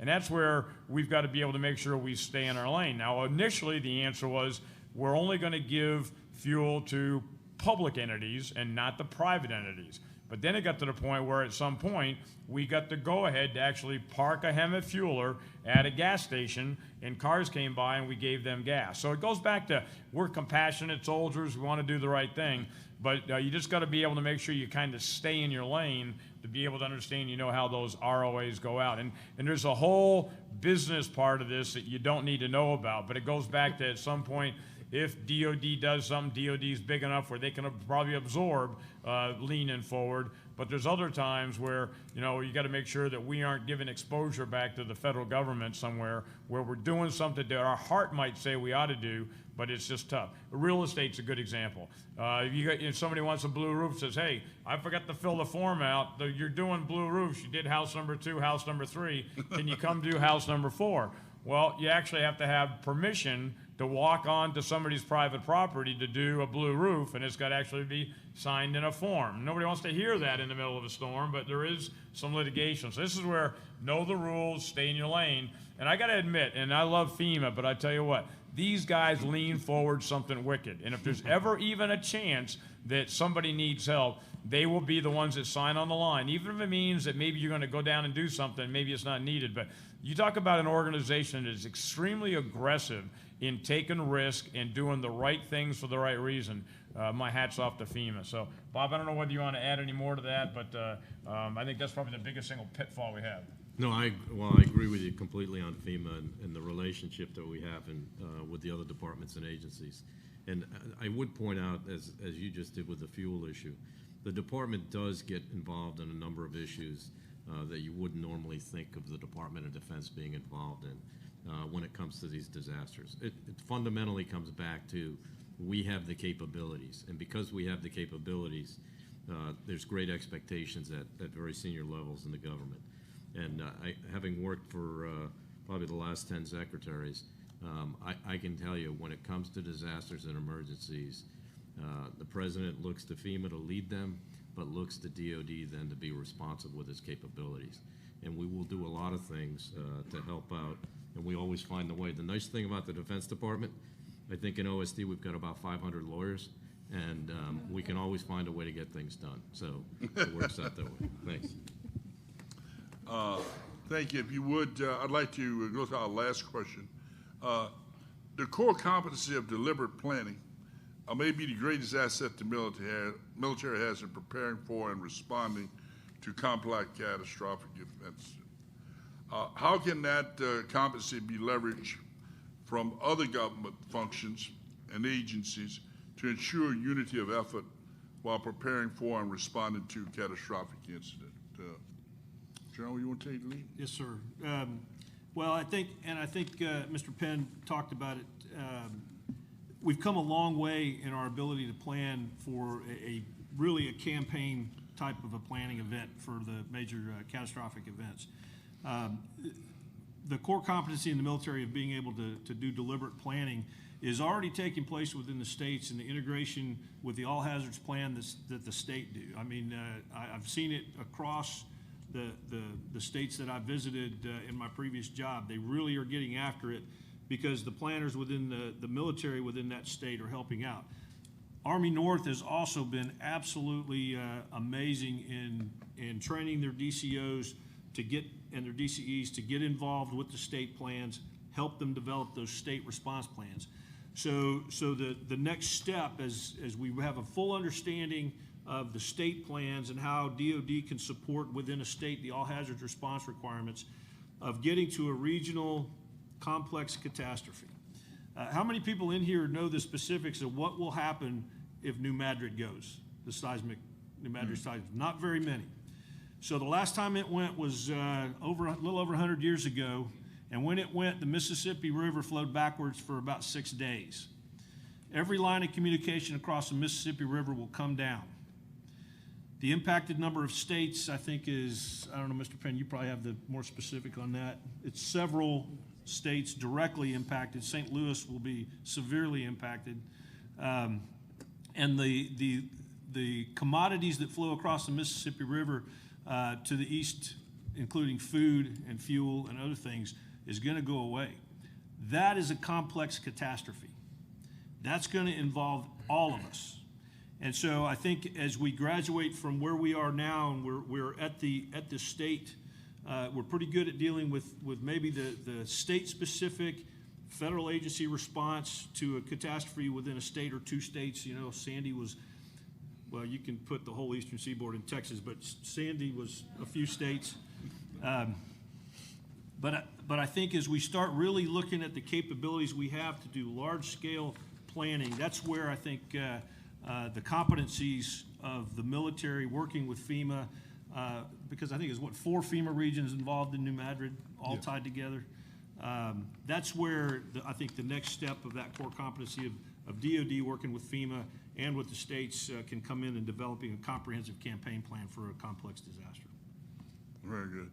General Richardson, would you like to add anything to that comment since you did your tour of the southeast there with this hurricanes? No, I think Patrick answered it good enough. Like I said, we have folks that we embed and can augment at any time, and the exercises are huge and and very critical to all of the agencies that participate, and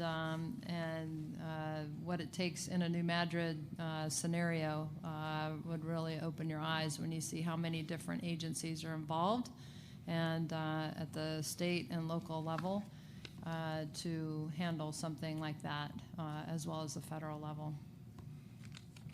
Well, thank you. We have about 25 minutes left of our panel, and now we get to the exciting part where you as members of the audience get to participate by challenging the panel here with questions. So who will be the first person like to ask a question, please? Sir. Yes, sir. Right here. Jeff Holmes, Tagga, Tennessee. Hey, thank you for the panelists. Great discussion. My question is specific to incidental use of DOD equipment and support of our citizenry. You know, there are certain types of units, as we know, that performing their MTO&E mission are very adaptable to supporting things like, you know, medevac and flying helicopters, things of that nature. Sometimes it feels like we're getting more restrictive on the ability to use those assets, and with the intent of letting the local entity deal with the disaster as much as practicable. Sometimes they can get through it with a little help. But do you see that as being more stringent or continuing on a kind of current pace? That was my question. The more restricted, do you feel like it's getting more restrictive of using incidental use authorities to use military assets in support of local disasters? My view, I don't think it's getting more restrictive. I think the rules have always been there. as you know, as the Adjutant General for Tennessee, there's certain policies that are out there, laws. You know, you have the ability for the state to use certain capabilities, but it's always been that those capabilities, there was a reimbursement, you know, through the PFO. And so those rules have existed. I don't know if you're talking about a specific issue or I think there's an opportunity when you're out there training to provide support. There's immediate response authority too that's out there. So it's a combination of authorities. We'd have to look at the specific ones as it relates to the specific issue. But I don't think the Defense Department, what the Defense Department does want to do is use the established processes that do exist, whether that's EMAC or the mission assignment process, especially as it comes to disasters, because there's a benefit to doing that for a lot of reasons. Both in EMAC and both in the mission assignment process, they're reimbursed. So there's a funding issue there. But also the question becomes, are we using training to respond to incidents rather than using those processes? Is it a single event kind of thing? What we've seen is obviously across the board is employing training as a response to a natural disaster when those other opportunities exist, both at the state level and the federal level.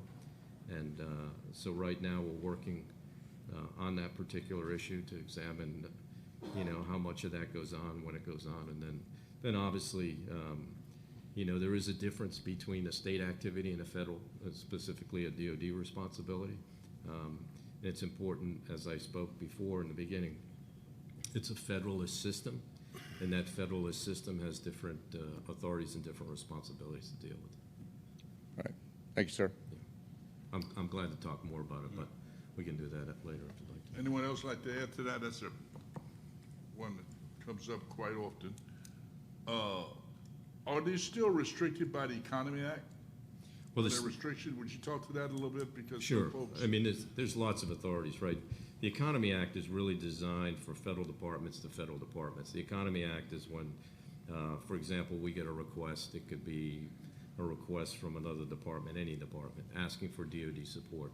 If we're asked for that support, by law, it's reimbursable. We're appropriated to do DoD missions specifically, and so somebody is asking us for support to do their mission. The Economy Act is the law and the guidance that provides that we'd be reimbursed. But as it relates to disasters, I think it's different, you know, yeah. And Damon's the expert here, but we have the Stafford Act, right? And the Stafford Act is established so that when a state, in particular when the governor determines that the state capabilities are exceeded, that he needs assistance from the federal government, then he obviously provides that declaration to FEMA and the president requesting support.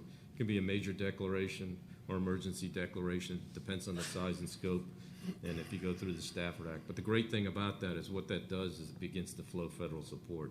And specifically, it's a burden sharing issue too, because we do that obviously to ensure that the state maintains some level of engagement in the effort. So normally it's a 75-25% split, and the 25% is the state responsibility, the 75% is the federal government.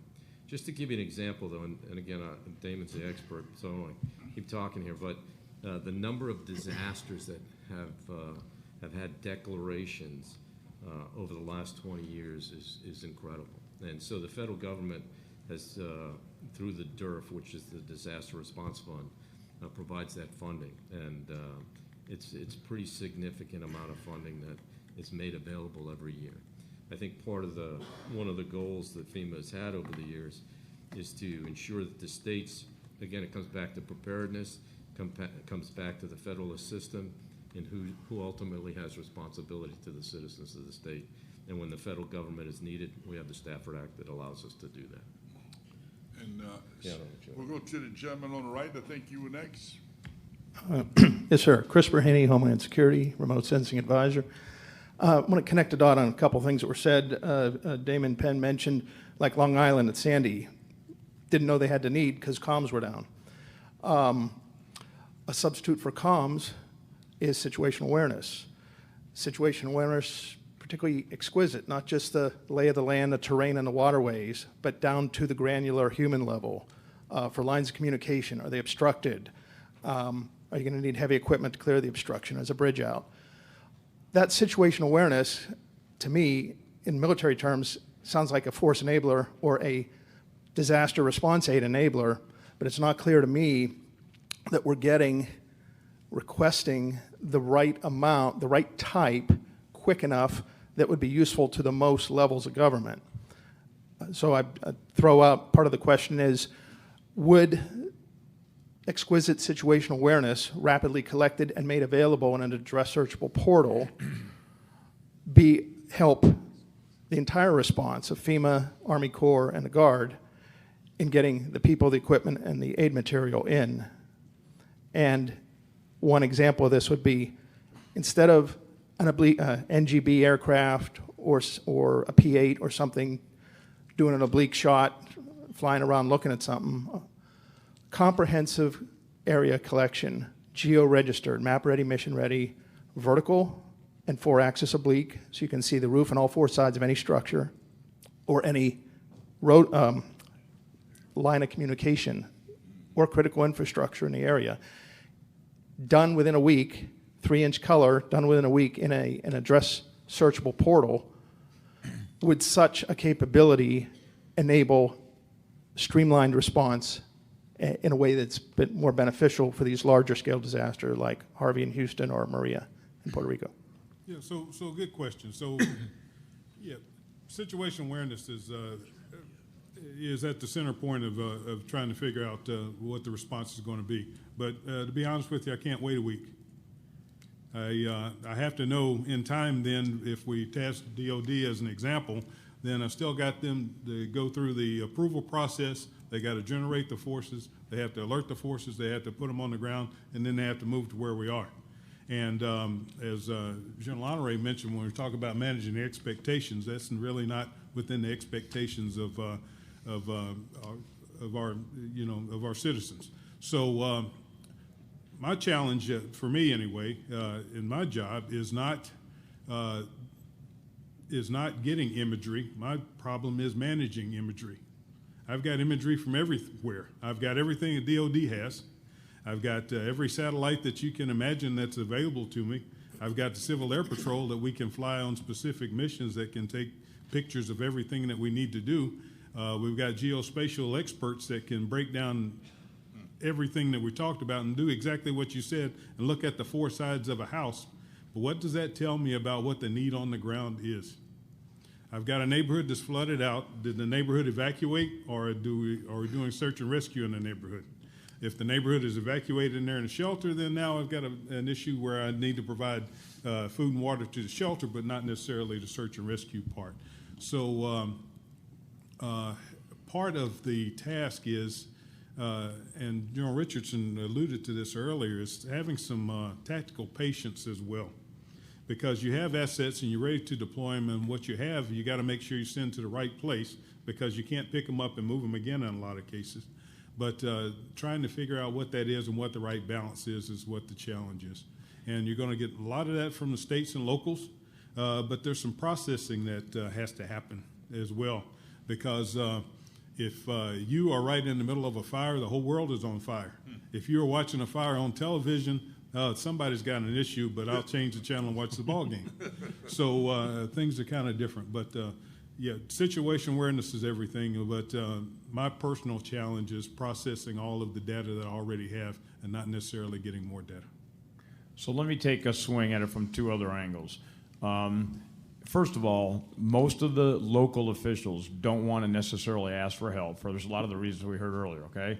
And they aren't going to ask until they really, really know they got a problem and they're in over their heads. And then by the time they get the state in, and if Mr. Penn gets the notification, we're already way behind. If we knew the issue was there, we would already been leaning forward. So it's a crisis. And then everybody wants us to be there 3 days ago when we just barely get the warning order. So we don't have time to be able to either deploy or whatever else. So again, I'm more in the execution mode. So what we do now, and this is into the PhD level of disaster response, as soon as the storm starts happening, this is intel on the battlefield, okay? I put my public affairs guys all up and down the vertical chain, district, division. Have them watching TV. That's all I do. They watch all day long because the news crews sometimes are there long before FEMA calls us, okay? And we're watching some lady out there saying, my house is of this or the electricity's out. And social media is invaluable right now. We're watching tweets, we're watching everything coming in, and we're able to figure out where's there a problem. Mr. Penn talked about Long Island. Staten Island was a major problem in Sandy. The way we knew we had a problem in Sandy is a principal finally went on a social media point and said, I have not seen anybody here in 4 days. And all of a sudden, we're like, hey, let's not wait for FEMA to call, get a generator down there, figure it out. We'll back our way into the mission assignment, but we've got some issues out there. So what are we doing to be able to read tweets, social media, and you build the picture backward to a degree to understand what's the intel on the battlefield. And there are times where we'll actually say, you need help, get a mission assignment up, call us. But in the meantime, I'm not waiting to get the paperwork. I've got a guy with a generator on the way down there. And sometimes we're risk adverse. You can't do that in this operation. You got to go down there, and if you waste a little bit of money driving a generator down and the hospital's up by the time you get there, that's okay. So if I could add one quick comment. There's an entity out there that fights harder for situational understanding on damage assessment than any of us do. It's called insurance companies. And they will have drones in the air right away. Matter of fact, it starts hindering response, and so we have to limit that with the FAA and putting ROSs up and doing things like that. But those guys are fighting real hard for damage assessments.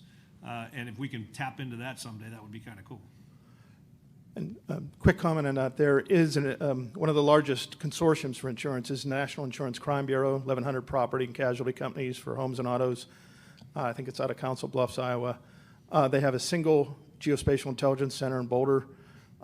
They want to get up and fly. One of the dilemmas, if it's a big city with international airport and controlled airspace like Houston, is FAA controls the airspace and you need a FEMA mission authorization to get in.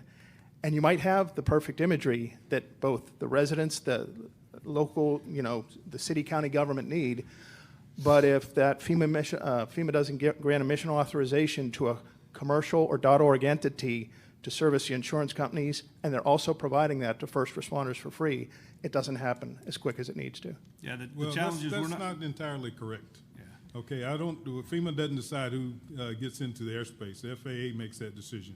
We provide guidelines back for what priorities we have for things that are other than the normal commercial flights that need to go in. But I'm not the guy that says who flies and who doesn't. He's right. It's not. It's the FAA working in our version of a CAOC. But I would tell you the reason that we restricted that during Harvey was because we were doing search and rescue, which is way more important than damage assessment. Cool. Understood. Thank you. That was a good run on that question. Ma'am, please. Good afternoon, Lieutenant Colonel Audrey Brown, 46th Military Police Command, C2 Sierra Bravo. My question's directed toward General Summonite. You talked about debris removal, and I'm just curious at what point does it transition to a recovery phase? Because debris removal, there's a certain amount of local business and business that helps stimulate economy and recovery phase. And I was just curious as to at what point does it transition into that recovery phase where some of that rebuilding and some of those funds would go toward the economy? So debris removal, I think what we've worked here, and it's all of us on the panel probably have been, we're much more agile than it used to be. We want to be flexible to what the local entities want. We have massive contracts with capabilities. Every single city in America is under a debris removal contract right now. So if something happens, those guys are ready to go in. Our teams are ready there. A lot of the states, though, and the local entities like to do it themselves, okay? And I'll be honest, they might be able to then hire their contractors versus our contractors. There could be a scenario where our contractors from state X and we're over in state Y, and they want to be able to make sure all the income's going into their state. So long before we get the mission assignment, that dialogue is worked at the lower levels, and then they figure out, and sometimes it's the entire state wants to do it. This is another area where we've seen in the past is the local entities say we're going to sign up and do it. And all of a sudden, 30 days later, trash is still on the front lawns because the contractors get protests and it's not out there. And so then we come back in. But we normally take the lead from Mr. Penn as to what's that architecture, how do we want to do it? And it does get tricky because at some point when you're thinking about response, where's the debris? You've got to get out of there right away. What we normally do is we immediately haul it off the property line. And there's even times, like we did this in Virgin Islands, you're on an island. It's hard to get rid of it all. So we worked, I think, for 2 years to be able to get rid of all the tree debris. We haul it out in the middle of the back 40 somewhere. We'll rent a great big lot, put all the trees out there, and then over a period of 2 or 3 years, we'll continue to get rid of it. So it kind of stretches from recovery into response to long-term repair. Damon, I don't know if you want to add any more to that. Yeah, you're right. And the biggest single challenge for debris removal, strangely enough, is being granted access. And General Simonite and his folks work through this every day. You would think that this would be easy, but it's not. And then what can you remove from private property? What can you remove from public property? What type of debris is it? It's huge. But there's a real success story here. I'm just going to give you a real short story. The California wildfires. There was a city over there that it did burn down 1,000 houses. We were asked to come in and basically to remove, not necessarily the foundations, but all the debris, take all of the stuff out. So if the car's all burned up, I mean, there's hazardous waste issues. How do you deal with that? So cars go one place and all the other stuff goes away. There was a lady who had her husband passed away, and he was cremated, and he was on the fireplace, right over the fireplace of her house, okay? And the house burned down. And so when we came back in, she said, I would give anything just to have a part of my husband back. How do we do this? So there we went out, and this is kind of an unusual one, went out and found there's actually a dog that you can hire that knows the difference between human ashes and, you know, the ashes from a house. And so we went in and very, very carefully collected. I'm not sure we were 100% accurate, but we were in 80% ballpark probably, and gave that lady back what we felt was her husband. And that's the compassion that you have to have, but that costs a little bit extra. And we, as the federal government, the state company, can't just say, "Hey, no way, we don't do ashes for cremated people." No, you got to be compassionate because at the end of the day, we're here to be able to take care of, and that's what DoD does, what FEMA does well. It's all about taking care of the American people. Good question. Thank you. And over here, sir. Hey, good afternoon. Check. There we go. So my name is Robert Ford. I'm with Guardian Centers down in Perry, Georgia. First off, thank you to the panelists. Intimidating level of experience up on that stage and the disasters you've all led us through, I appreciate. What I would like to ask about is about training and preparedness for our state and local responders. So we've all, and I heard many of you today talk about planning, training, and exercises on the front side, left of the boom, as an old EOD guy myself. So what do you see in the future for state and local responders as our threat evolves and becomes more complex and as stakeholders in the overall response together? What do you see for funding for that? Because that's one of the challenges we see across in our space, to where state and local folks have a hard time, especially if you're not in large metropolitan cities. Thank you. Yeah, so I'll try to tackle part of that. First of all, our first responders do a miraculous job. The kinds of things that they do on a day-to-day basis just would baffle you if you had a good understanding of that, let alone what they do when we have a disaster. But you're right, there is a gap between training and what they do for individual responses versus what they do for citywide, county-wide responses. And it kind of depends on the state. There is some grant money that's available, but a lot of it gets used for other things. And it's really hard when you're the guy on the ground and you're the state guy and you're trying to figure out where to spend your grant money, whether you spend it on something that's already happened or spend it on something that might happen. But what we've managed to do over the past 4 or 5 years, and the states have taken the lead on this, is do a much better job of outlining what their shortfalls are and where they think they're going to need help, and identifying those training gaps that they have. There's several training centers around the world, around the nation, that you can do some collective training. There's one in West Virginia I can think of off the top of my head. General Hamilton, where's the one in that place I can never pronounce? Muscatatuck? Muscatatuck. Muscatatuck? Yeah. Okay. That's the name, man. Yeah. So it exists, but it's very difficult for them to get there and do what they need to do. The success story in all of this, though, I think, is the Urban Search and Rescue Program. So with that, we've got 26 full-time teams that remain trained, and we deploy them throughout the United States to react. Several of them also have international requirements and international agreements. Locally here, Fairfax County, as an example, they went to the Bahamas. They went to Haiti. They've gone to several places internationally. Those teams get some augmentation from us, but they spend more than we augment them just to maintain the readiness that they need to maintain. And there's a tremendous competition to become one of those teams, which also builds a deeper bench for us. So I think if we can use that as a model, to your point, I think we'd get better overall as a nation, but really difficult decisions to make. We have a couple more questions. We got about 5 minutes, panel, if you would. I'd like to defer to those 2 questions and come back to you for closing comments. Ma'am, on the right, please. Hi, Susan Green, Cass, Ohio.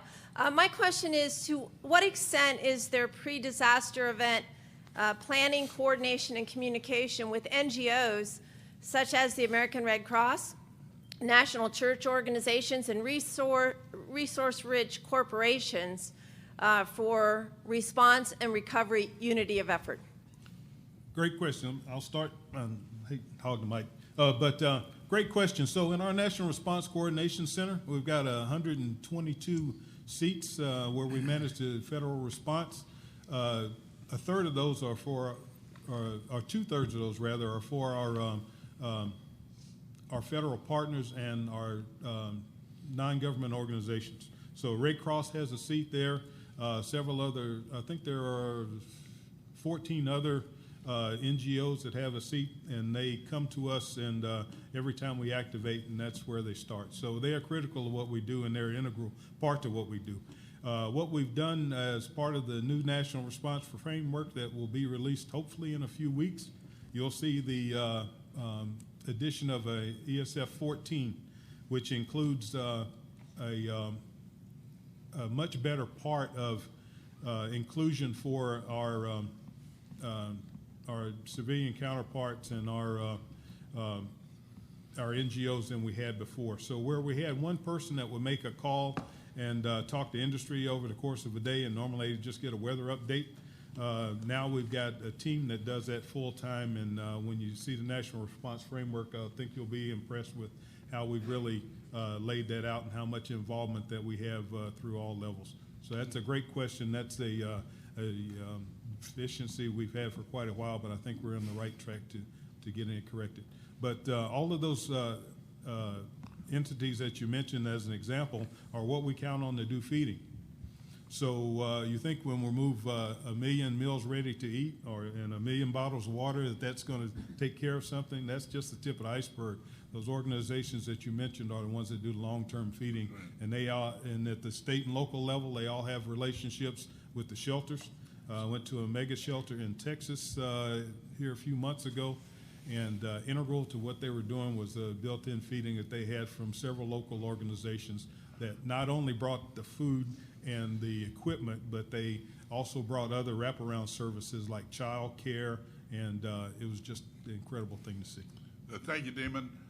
We have one additional question. This will be the last question from the audience before we go to some closing comments. Sir, your question, please. I'm Major General Retired Al Aycock. Several of you on the panel have discussed how important military installations are to support your operations. Would you please comment on the readiness need for installations down to armory and reserve centers to have resilient power such as microgrids and generators to power command and control facilities to support operations? And for you, General Henry, this would enhance your unity of effort, your mission command, and to set the path for multi-domain catastrophe operations. He's getting the best question, isn't he? I'll defer to the commanders here on that question on readiness of our centers. Okay, so I think in terms of our installations, I think we could do better with our installations. Also with our mobilization force generation installations, our MFGIs as well. and having those ready for the Garden Reserve as we're executing possibly an O plan as well, and having those ready to go. Having the redundant systems that are necessary, there are some in place, but again, there's always improvement that needs to be made. And I would say that as we're also, particularly in the Army, we're modernizing. We have our 6 modernization priorities. We've got, I mean, that's clearly the priority, and that's readiness for our Army. But we also know that keeping up our infrastructure is very hard to do, and so I think there's always ways to improve on that for the reasons that you've stated. But I think over time we've realized the necessity for that and that sort of thing, and that has been happening. But again, there's always improvements that we can make. Well, thank you. General Simonite, we'll go to you next with a 1-minute wrap-up, and then we'll go in turn to all the members. Thank you. Just real quick, sir, just down that, the last several years we have done a lot more on resiliency, though. It's not just for disaster response, but we're also worried about threat. That if these installations are so dependent on the civilian entity to be able to provide utilities, we could actually lose a lot of our capability, but it's a great question. I would just say, and I know we're going to be close on time, one thing we haven't talked about, I continue to talk about this intel piece and our ability to not have blind spots in these storms. And so a lot of times the local people call back up. I use a term that we use in the military an awful lot. Every soldier is a sensor. You got to go out and you got to see what's going on. So we had a bunch of engineers out cutting trees off of roads doing a route clearance mission in these hurricanes. And if they go by a hospital and there's no electricity and it's in the middle of the night, then write that down and come back and tell us. Or if all of a sudden you see a washout on the side of the road or you see something else. So you got to be able to have our teams that are out there that are very, very good. And it's the whole team, the federal team, but bring it back and let people know, because sometimes they're focused in their lane. I might only have to do this particular mission. They'll drive right by things that we've got to be able to have an intel on, and we just don't see it. So let everybody know that's out working. Continue to be able to ask questions, knock on doors, and figure out how do we have a good understanding of that requirement early on. I'll stop there, sir. Okay, Mr. Penn. Yeah, so just thanks for having me, first of all, and then I can tell you that our federal preparedness and our ability to respond as a federal government has never been stronger, and our partnership with DOD has never been greater than it is, and that's what gives us the opportunity now to think about the unthinkable and think about catastrophic incidents. So I know we had a lot of negative things, but those are things that we can work on now that are graduate level work, because we are working very hard and we're doing the things day to day that we need to do. Thank you, sir. Mr. Slits. Yeah, my only comment is the number one objective in the National Defense Strategy that was written 2 years ago is the protection of the homeland and the ability to respond to catastrophic events. I can think of no more higher strategic guidance that we have. But to boil it down to something more practical, I think the fundamentals are sustained partnerships, having good information sharing networks so that we can move information quickly, pre-identifying capabilities and having pre-arranged agreements, not at the last minute, but doing that ahead of time, and making investments in preparedness, from the individual to the organization to what we do in planning and training. And it incorporates everybody. It's not just the Defense Department, it's just not FEMA. It's what we do in our communities at the local level, at the state level, across the federal departments and agencies, to the individual families. And so with that, thank you again, and thank you for your service to our country. I appreciate that. Okay. General Hamilton, then we'll go to General Richardson last.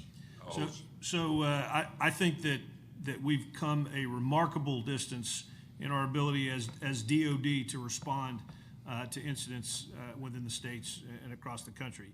During Hurricane Katrina, Rita, I guess, Jack Colley, the old emergency management director in Texas, General Clark from 5th Army decided he was going to go to the State Operations Center and bring capabilities and everything else with him. And when he got there, Jack Colley said, "General, we didn't ask for you. We don't want you. Go back to Fort Sam and keep on that installation until we ask for you."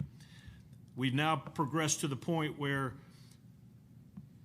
5th Army, General Richardson, as the JFLIC commander, we've established a process for bringing in Title X capability to support the states in conjunction with the National Guard as a total force to really be able to respond. And I think what we did during the 17 storm season was the execution of what was a result of things that happened in Katrina that General Honore had to deal with. And so we've come a remarkable distance. I just think we need to keep continuing to move in that direction. And our host commander, would you give us a wrap here, General? I sure will. And I want to thank all the great folks that came to this panel today to discuss this very important topic. And thank you, General Honore, as well, for being our moderator. As you can see, this is a great team to be able to work with and be colleagues with, and that are at the highest levels, and the decisions that they're making, and how you got a little bit of an insight into how they think and how they operate as well, and their priorities. And I think that that's just really tremendous, and very honored to be able to work with them. And again, at the end of the day, it's all about relationships and the unity of effort and bringing everything to bear to counter what occurs in our homeland. And there could be no greater opportunity or challenge or more heroic thing to be able to do for our nation, and do it in the homeland. And so thank you again for coming out today. I certainly appreciate it, and have a great day. Cool. All right, how about a big round of applause for that? Thank y'all very much. Thank you very much. Christy Graham.